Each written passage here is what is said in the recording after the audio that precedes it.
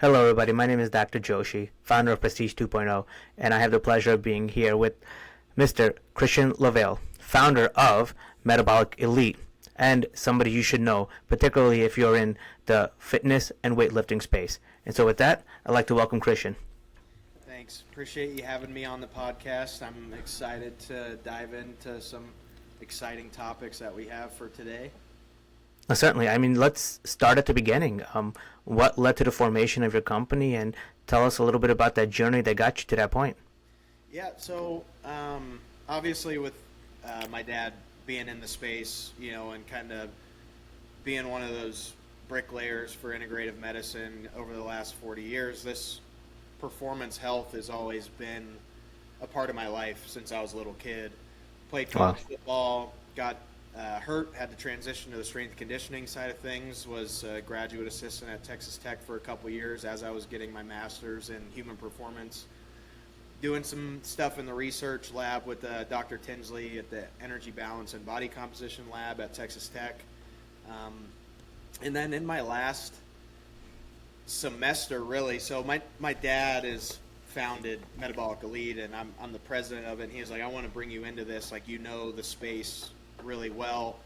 You're getting your degree in it, you're around a lot of the same people that I have, or that I am, and you've learned from me on a lot of things. And my last semester, he was like, I want you to run this company. I want you to run Metabolic Elite, which we have a really unique product, which we'll get into.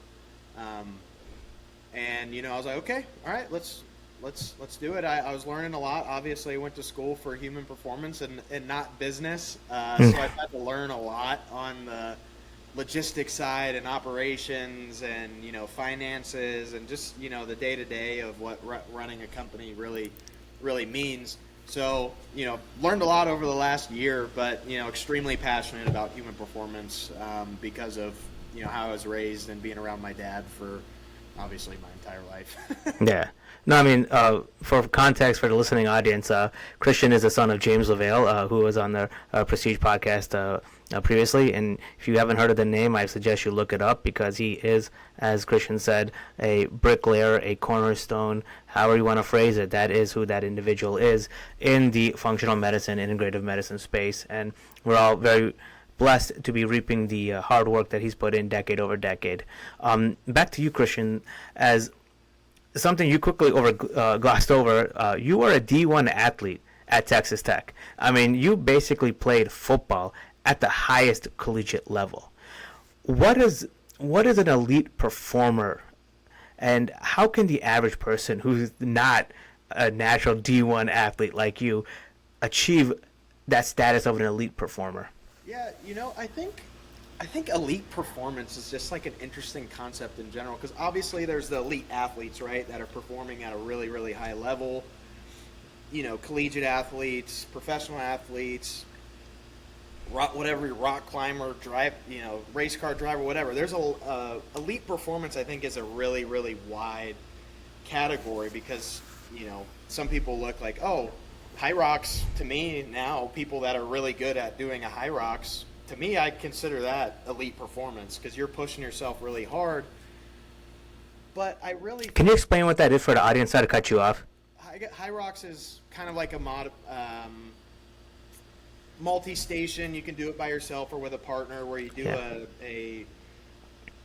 an event and then you run a mile, or just under a mile in an event, and you do it, and it's for time, and they have these national, I don't know, competitions or just events where people can go compete in it, and it's getting really popular. But I think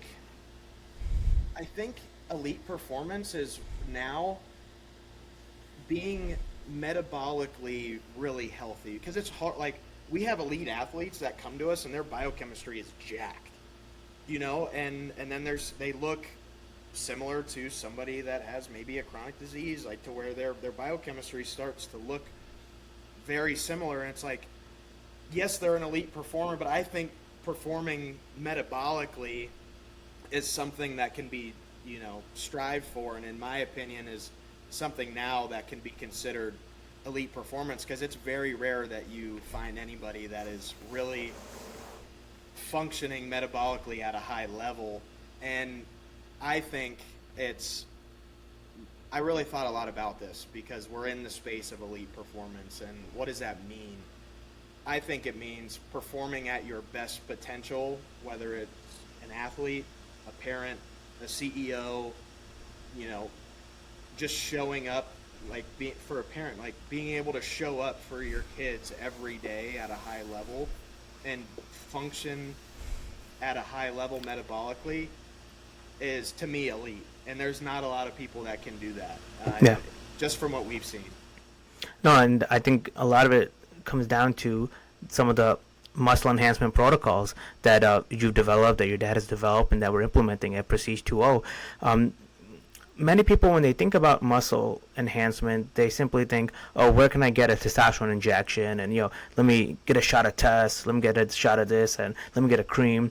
But muscle enhancement protocol is much more nuanced and much more sophisticated in that. And talk a little bit about the evolution of muscle enhancement protocols and how even just the basic weekend warrior who wants to be that elite performer can really sign on to something like this.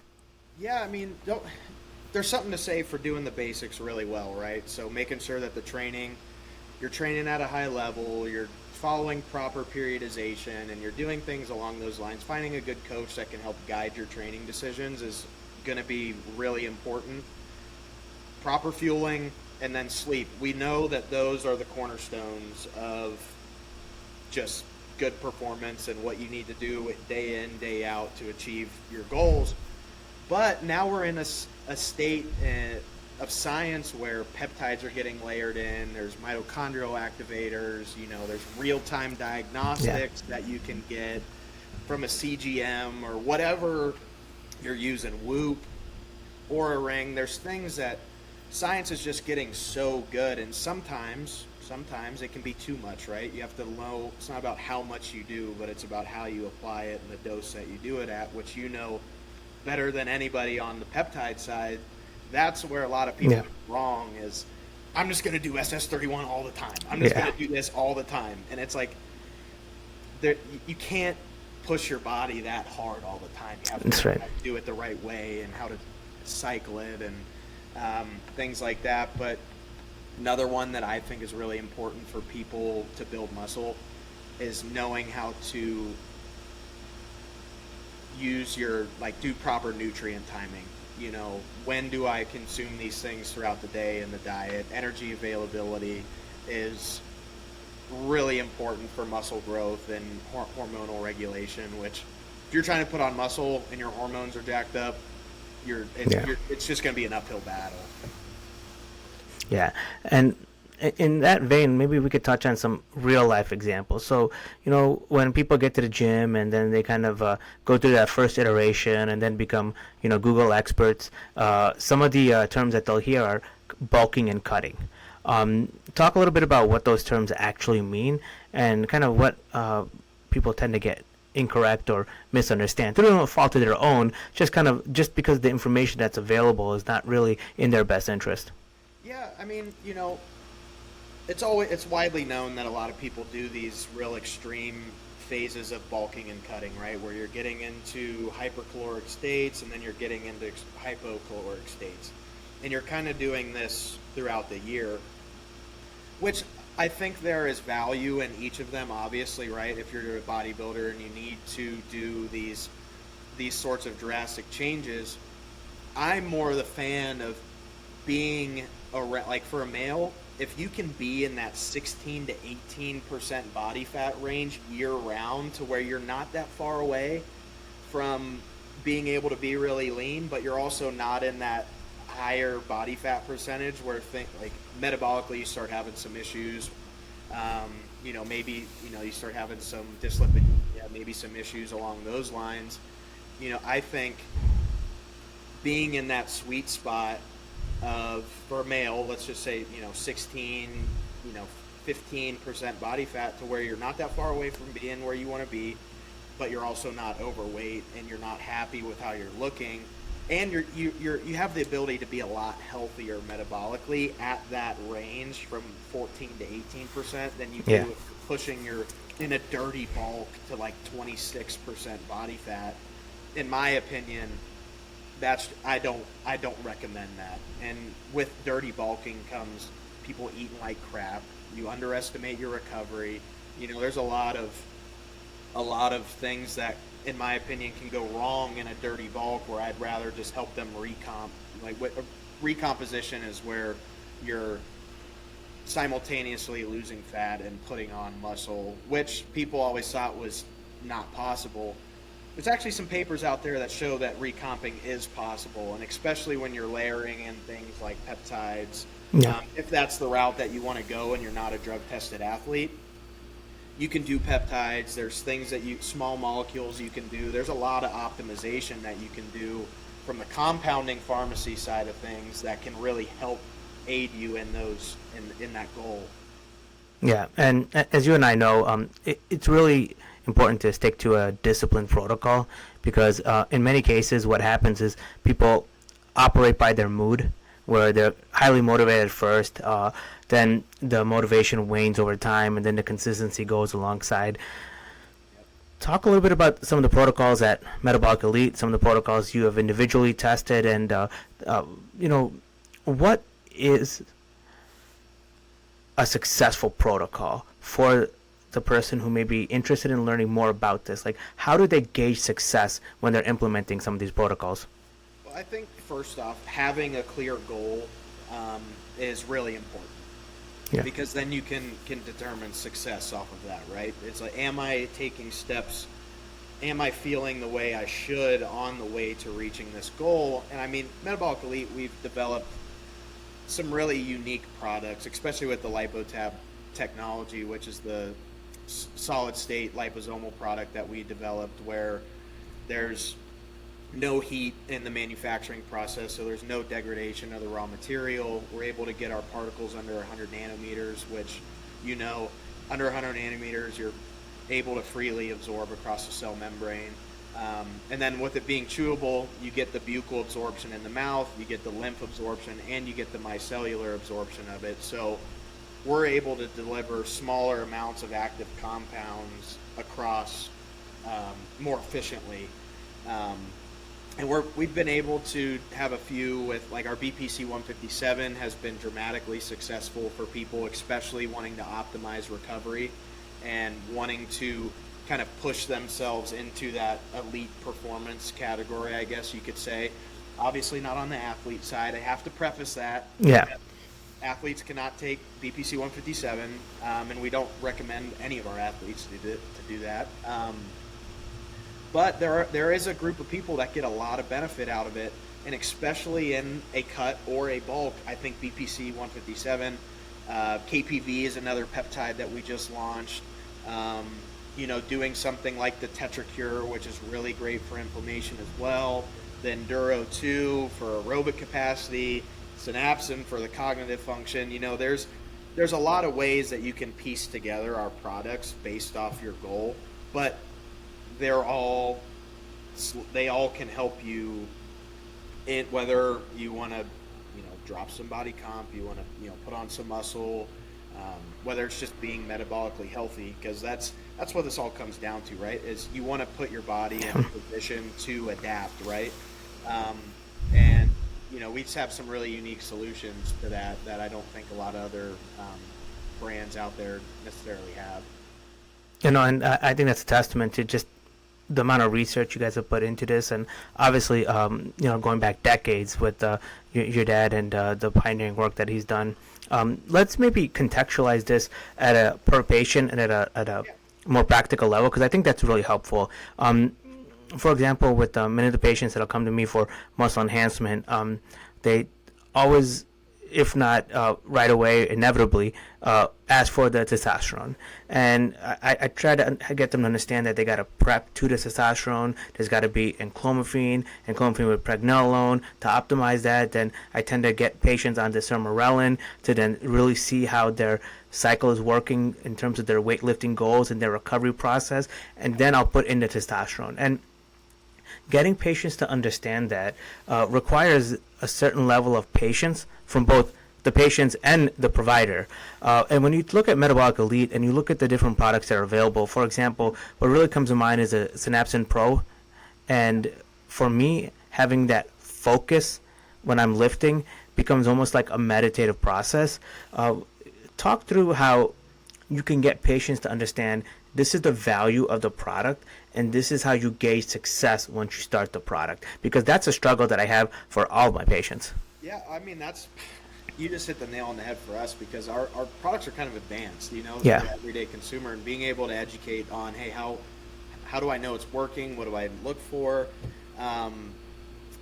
And the Synapsin Pro is a great one, because I have developed this metaphor for it. It's like a fire extinguisher to a bonfire in your brain, which people's brains, whether it's just chronic elevated cortisol, HPA axis disruption, just there's a host of things that are going on with people's cognitive function today, whether it's environmental burden, even gut dysbiosis with the gut immune brain axis or the gut muscle axis, all these things that are coming out in research. It's like, how do I even make sense of this as a consumer, like on us, if we have to cut our teeth in the research, or else we get left in the dust, right?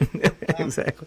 But for Synapsin, it works on the microglial cells, which are the immune cells in the brain. And a lot of times they become overactive, like I was just talking about. It's like a bonfire. They're always turned on. They're always on fire. They're always being pushed.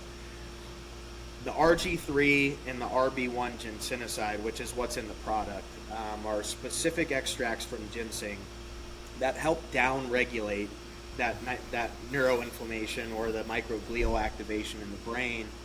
And there's no stimulatory effect to it whatsoever. There's no caffeine. It's not like those other nootropics on the market where you're like, I'm going to take this, get jacked up, and get my horse blinders and just kind of have a Adderall-esque focus. Yeah. That's not what we're after, because people are already overstimulated with caffeine, and they're already trying to take all these things that might not be super direct. And when people take Synapsin, a lot of times they can be on the first dose. It can be after a week of taking it.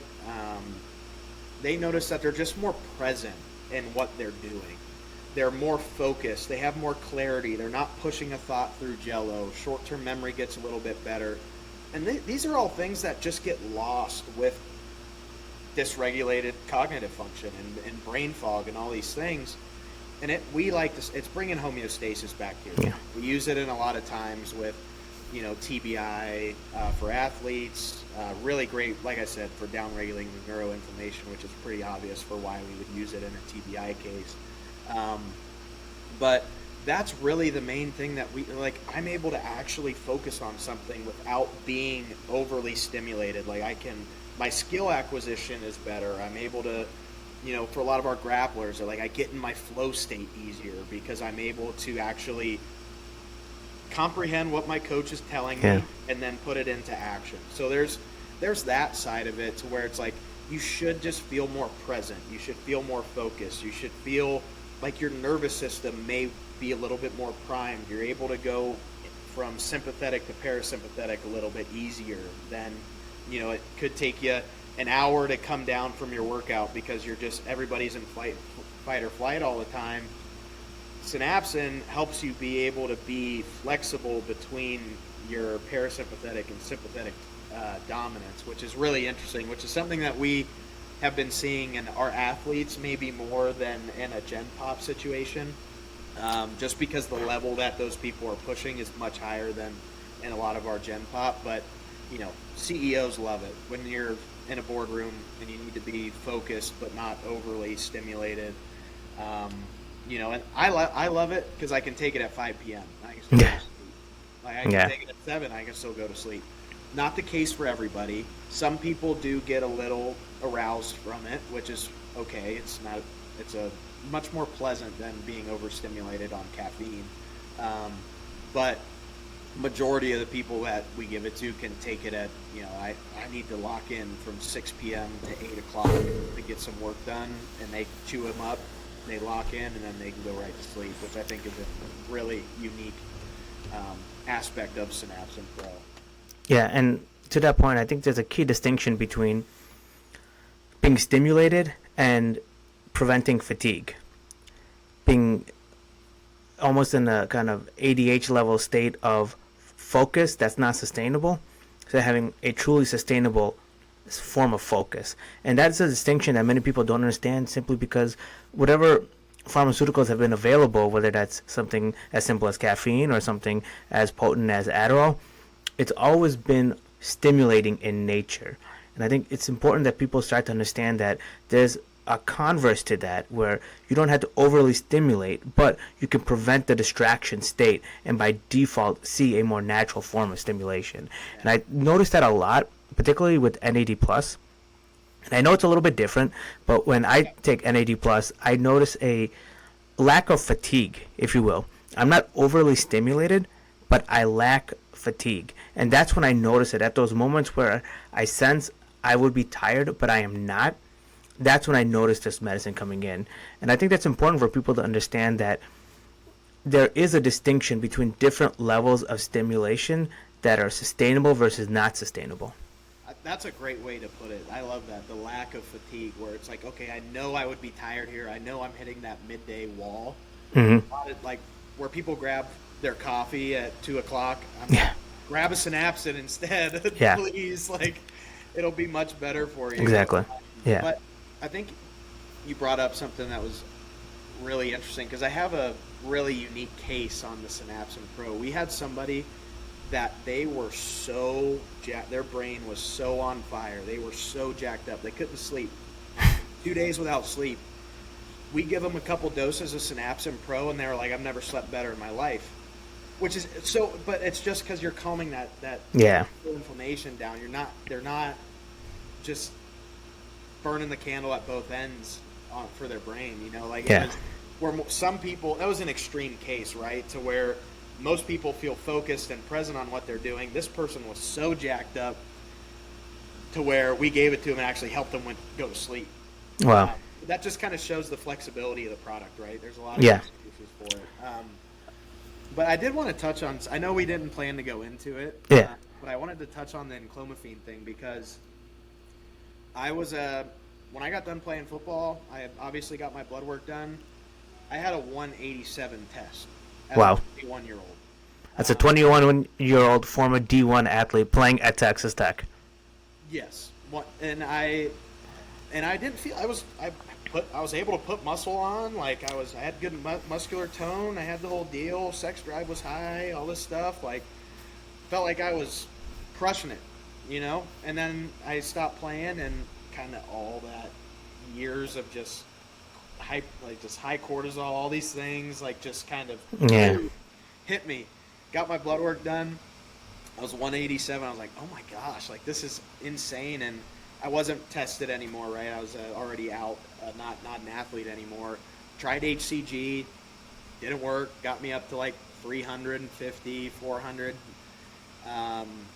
Tried, obviously there's a lot to it, right? I'm trying to eat better. I'm optimizing my nutrients. There's that whole other picture that we know that is essential for men to optimize their testosterone. But it was just like nothing was working. Second I'd taken clomiphene, I jumped from 387 to 1,000. Wow. It just worked for me. And clomiphene worked for me, where HCG didn't. And clomid, everybody's different. What works for me might not work for you. And I just thought it was interesting that you brought that up, because I was 21, 22. I'm not going to go on TRT, right? I want to have kids. I don't want to shut my production down by any means. I'm too young. Right. Like, it wasn't the right use case, right? And my dad was like, we got to do enclomiphene. And now I went up. Obviously, it doesn't stay that high, right, when you're on, because you do have to come off of it, because and now I'm getting my blood work done, 25 years old, about to turn 26, and I'm at 700 all the time, year-round. That's awesome, man. Good for you. It took 4 years of work, figuring out what worked, what nutrients work, what diet works for me. Like, it was a freaking process, and it was a lot of ups and downs. Some, like I said, I'd be up at 1,000 sometimes, and I'd come back down. It was a process to get me to where I'm at. Yeah, that iterative nature of optimization is critical. And a lot of patients, and I've seen this, where they'll get frustrated after that initial pivot, where they'll say, well, you prescribed this to me. How come it didn't work? You told me it was going to work. Well, the reality is you create protocols to determine what succeeds, what fails, and then you pivot accordingly. And what's interesting is, like, in the performance space, protocols are pretty unique in that there's a lot of self-regulation, meaning you have to put a lot of faith in the patient to follow through on the protocol as you're monitoring. Because let's face it, some days you don't go as hard as you could, or some days you kind of just skip a little bit. You may not have that recovery cycle like you would in other instances.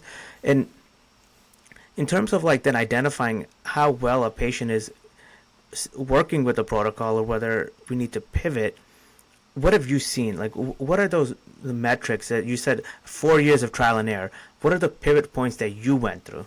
Because I think that'd be really helpful for people to learn your pivot points.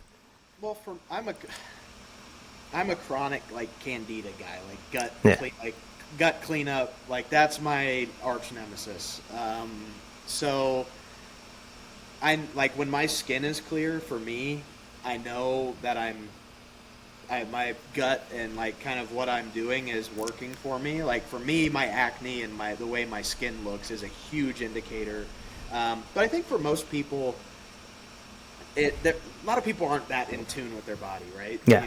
That just comes from being an athlete. Like, we know, like, if this is off, I know, like, and I'm going to feel it, and I'm able to adjust and manipulate things to get me feeling the way I need to. Well, and it helps when my dad he helps me out a lot. I'm like, hey, Dad, why am I feeling this way? He's like, well, just use this nutrient. Yeah. You'll be fine.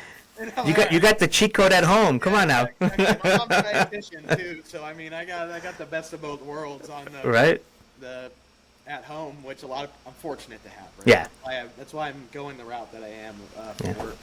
But I think, like I said earlier, I think it's, am I taking those steps? Like, as long as you as a practitioner are educating them on how, hey, this is what you might experience, this is what you should feel, this is what, like, and if they're able to communicate effectively with the practitioner and having that dialogue back and forth, because a lot of people don't know, like, what's the difference between this and that at the grocery store? Like, there's a lot of things that people still, like, just on the basics of diet, nutrition, and sleep that they don't know, and they lean on their practitioner when the things get more complicated, when you're layering in peptides and sermorelin and things like that, where as long as the practitioner is doing a good job and laying those expectations that they've seen, and the patient can come back and be like, hey, I'm not really feeling this. I'm not really feeling that. Like, I get fatigued at 2 p.m. or I'm having trouble staying asleep. I fall asleep fine, but I can't stay asleep. Like, making sure that the patient is aware of these things, I think, is critical, because that sets them up for success and what they know they should or shouldn't be experiencing. And I think there's just a general overwhelming sense of people feeling off these days, and off is not normal. Like, we are meant to be vibrant, vital people, like, in our life here, because our time here is so short. Like, it's not about how many years you have, it's about the experience and how vital you feel within those years that you're here. There's a lot of people that live long lives but don't feel good their entire life. Yeah. Like, it's all about everybody deserves to feel good. So that's just, I think, is a huge thing that people lose sometimes. It's like, you just deserve to feel good. And it sounds so kind of hokey when you say it, but the reality of the situation is that's the whole point of healthcare, right? You go back to people like Hippocrates and whatnot. It was always, you treat the person, right? The symptoms are what they are, but you treat the person. And we kind of got lost in recent years when just technology took over medicine, right? So all of a sudden now there's just like a symptom, a test, a procedure. And what's interesting about all of that is hasn't really done much for the chronic diseases, right? So all the technology that's available has not put a dent in the growth of chronic disease. And I think that's kind of where it comes down to. You want people to feel good because, you have this procedure that can treat this unique blockage in a specific artery, so on and so forth. How many patients is that truly benefiting? but you create a protocol that helps to stave off the extent of diabetes, I think now we're talking numbers that are on a different scale. Yeah. And to that point, many patients that don't understand that, hey, feeling good is an essential part of medicine, may look at all of this and say, this is not for me. And I think what we need to define is, what is the minimum level of activity, diet you're willing to commit to where these types of protocols, the synapsin, whether you want to engage in a hormone peptide type of blend, a place like Prestige, what's the level of work that people need to put in? Because it really is where we're meeting our patients in the middle. Yeah, I think that's one thing that my dad always says is, you know, a good practitioner when they're able to meet the patient where they are. Yeah. Because you could be do all these really advanced protocols and all these things and be really good at all that. But if you have somebody that comes in and they're just struggling to get off the couch, like, you have to be able to meet that patient where they are. And I think, you know, I always tell people to try and get around 10,000 to 12,500 steps a day if you can. If that means investing in a walking pad, I think it's worth it. But I actually pulled some stats on just sitting in general. Like, people work remote more than ever. They're on their butts more than ever. You know, like me, I struggle with it. I still struggle with it. I sit at my desk all day. Like, I have to force myself to get out of my chair. Yeah, seriously. But, like, greater than 8 hours a day of sitting is the same mortality risk as obesity or smoking.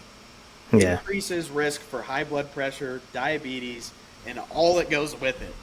And just 60 to 75 minutes of exercise per day counteracted the effect of 8 hours of more sitting. And 60 to 75 minutes can be daunting for some people. I don't think you need to start there. You need to work there. You need to be there at some point. But I don't think you have to start there. Obviously, that's the target that you need to get to. Like, if you can just start by stacking days at, like, 20 minutes at a time. Like, just stack days of just doing something. Walking, training. This is a little bit different. This is a kind of a different vein of people we're talking about that are wanting to optimize for putting on muscle mass. A lot of times the people that want to put on muscle mass are already driven. They already want to go to the gym. They're already in the gym. They just may need a little bit more guidance of, like, hey, this is what you need to be training a little bit closer to failure. Like, you know, push yourself on, you know, getting within that 2 to 3 rep to failure, which is where a lot of the hypertrophy is created. Making sure you're training full range of motion. You know, a lot of these things where the person that's driven to putting on muscle mass is more aware of, and just need to be tailored a little bit better on, you know, the training side, probably. Yeah. The nutrient timing side. Like, for me, I'm protein and fats in the morning only. I don't do any carbs in the morning, which they're starting to show is, you know, maybe more optimal. Yeah. And then at night, my carbohydrate intake at night is not that much, maybe a little bit, but I'm tailoring all of my carbohydrate intake pre and post training, and then sometimes make some intra workout. Yeah, so you get that rapid energy blast and that rapid recovery support. That makes a lot of sense. That's how I like to do it, because not everybody needs to be shoveling a ton of carbs down their face all day. Like, when you're an athlete and you're practicing, you're lifting, you're going to study hall, you're doing all these things, or a professional athlete where it's all you do and you have to, you know, have that energy availability all the time. That's a completely different. I don't need to eat like an athlete anymore. I'm just going to optimize where that carbohydrate intake is, you know, and really just trying to get that tailored around training. I think that's one thing that somebody could do is, like, take your oatmeal from the morning, get rid of it, and do it before you train. You know, and oatmeal's not my favorite. Yeah. Not my favorite source, but, like, maybe, you know, some white rice or something. I don't know. Brown doesn't really matter. Like, a healthy carbohydrate before you train. No, it makes a lot of sense. And I think kind of taking it to a first principles approach, you can see analogs. So, for example, the patient who's seeking to lose weight, and we get them started on like a semaglutide, sermorelin protocol. For many of these patients, they actually benefit from a very similar diet, proteins and fats in the morning. And when you have rapid absorption protein like the whey protein, you may not necessarily need as much as somebody who's optimizing for fitness. But if you have that rapid influx of protein early in the morning, what you're creating is a nitrogen positive state in the patient's body that can last throughout the day, make them more receptive to the weight loss itself. So it's interesting how you don't have to be the person that says, I'm changing my entire life for fitness. But you have to be the kind of person that says, I recognize the value and the principles of optimizing my body in the fitness world, and this is how I'm going to make it work for my world. Yeah, and that's key, is you have to find what works for you, because there's a million ways to skin a cat. If there's research showing positive thing on one thing, I guarantee you there's another study showing a negative effect of it too, right? So like, you have to find what works for you. And in the age of information, ChatGPT, people are, looking things up, and there's so much information out there, and I'm sure you get hit with it all the time. It's like, well, this guy says to do this, and this guy says to do that, and the seed oils are killing me, and I'm like, there's probably a few other things that I would change first before you get rid of seed oils, like stop shoving your face full of sugar at night, Yeah, seriously. Do the basics.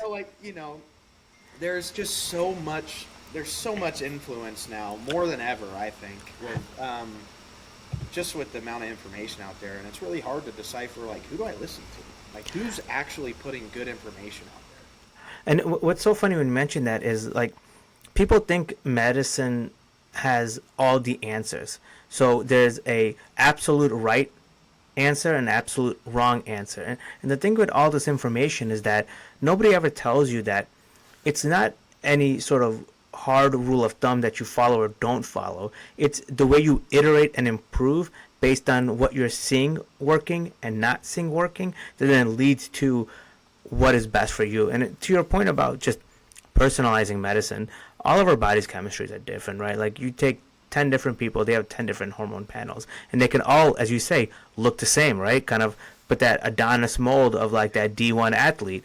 But what people need to understand that in healthcare, and taking the politics aside because we don't want to go there, but in healthcare, the more you can understand how to iterate on what works for you, the better you can be. And that goes for like the diabetic patient who's on metformin and trying to explore different diets. Or it can go to the patient that's on the weight loss or on the hormone panel, and then looking how to integrate hormones, peptides, and supplements. There's no hard rule of thumb. It's rather how you iterate and assess feedback sooner than later. Yeah, like it's. My dad.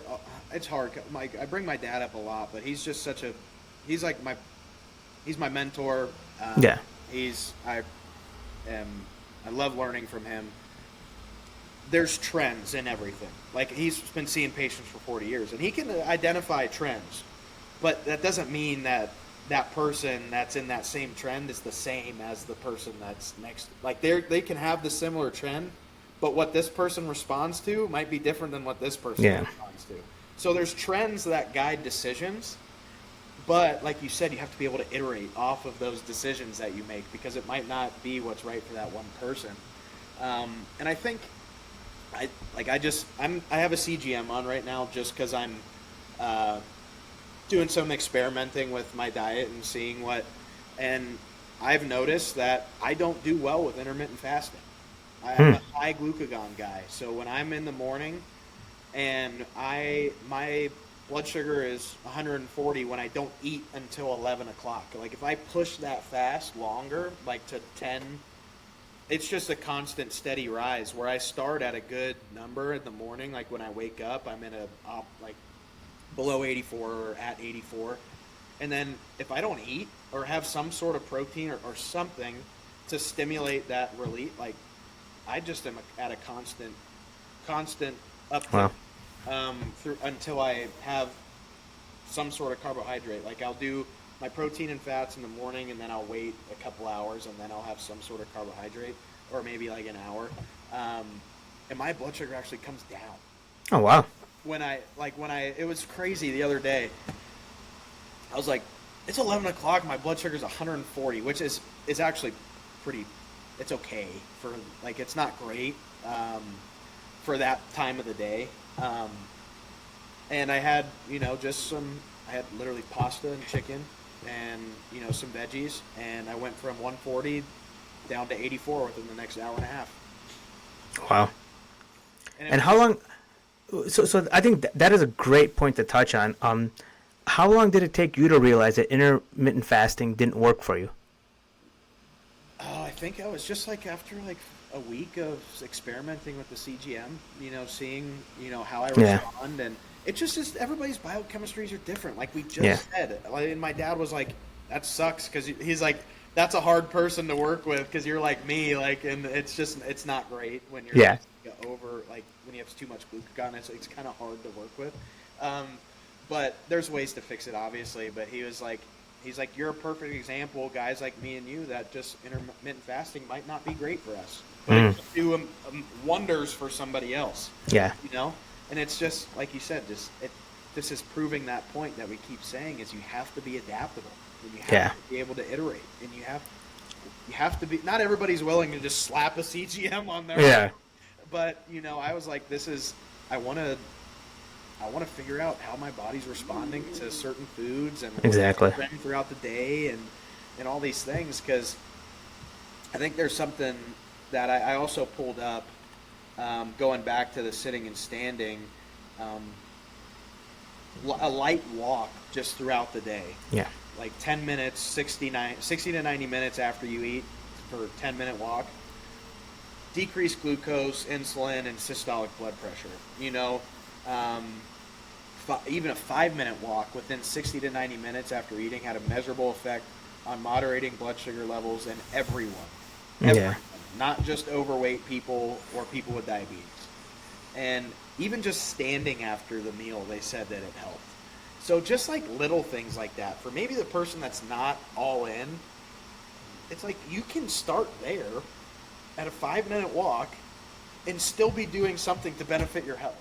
Exactly. Like, don't do it after eating a pizza, though. Make a good decision and have some good food, and then do your walk. Right. Don't use it to compensate. Use it to Not gonna be better than your pizza that you just freaking housed with Little Caesars freaking nacho cheese on it. Like, oh my God, this guy! Oh man, I think you just triggered some hunger complexes in some people over here. That's okay. I have the same hunger complex. Yeah. Like, yeah. I don't mind talking about it that way because I struggle with the same thing. Exactly. Exactly right. I struggle. I reach for the chips at night. I do all the same thing. I'm a 25-year-old kid. Come on. Yeah. I think the important thing to realize is that like those cravings and those urges, they're not the problem. It's kind of just reorienting your mind to kind of recognize what you want to do in the moment is not what you try to seek long term. Yeah, and I always wake up like that when I Uber Eats something I shouldn't. Like 11 o'clock. I'm like, why? Yeah. Why'd I do that? Like, you always wake up and are like, what the heck? You would take so much berberine. Yeah. That's hilarious. Well, listen, Christian, man, this has been an amazing conversation. Before I let you go, want the audience to know that Christian works at Metabolic Elite. Please take a look. The URL will be in the description section below. It is a great outlet for supplements and really just therapeutics that can help optimize what you're trying to do in the fitness world. And you don't have to be a D1 athlete out of Texas Tech to benefit from this. You have to be somebody who's committed to optimizing your fitness routine and committed to putting in what's best for your body. Yeah, just having the openness to want to change, want to just having an open mind and, stack wins, stay consistent, build discipline. Discipline doesn't happen overnight. No. It's going to be a process. Surround yourself with people who are willing to show up when you don't want to. Surround yourself with people that are pushing you when you're not motivated. Another one I want to say is recovery is training. It's just as important. They go hand in hand. It sounds like me and you are gonna have to do a part 2 because there's. I think so. Yeah, I think so. Hey, we're queuing it up, you know? That's awesome.